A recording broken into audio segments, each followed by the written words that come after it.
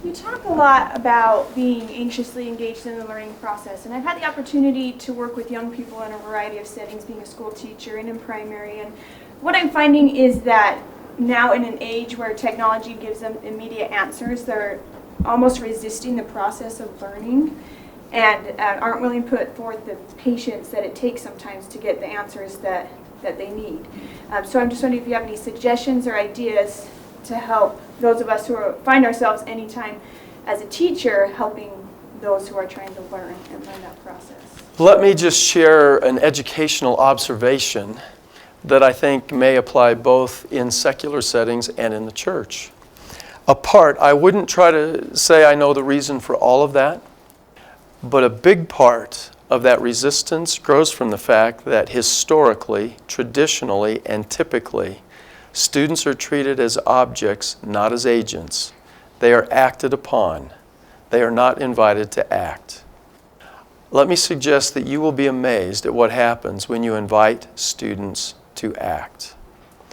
So, for example, I know of an inspired bishop who invited 3 priests to teach family history to the adults in a ward. Now, your immediate reaction is, number one, priests don't know anything about family history, and they would be the least successful in teaching that to adults in a ward. You should see what took place in the lives of these 3 young men who team taught family history classes for all of the adults in this particular ward. And as I've talked to one of these young men, he said, I used to go to church and just sit there. But as I became involved in teaching family history, I learned that I need to do something, and we can all do family history. That's a magic transformation from what you get in many teenagers or young adults who seem to be resistant to who then become, in response to a call, anxiously engaged in learning. So I believe it goes back to invite them to act. This is not abdicating. It's not just throwing it to the students in the class. It's not just a random discussion.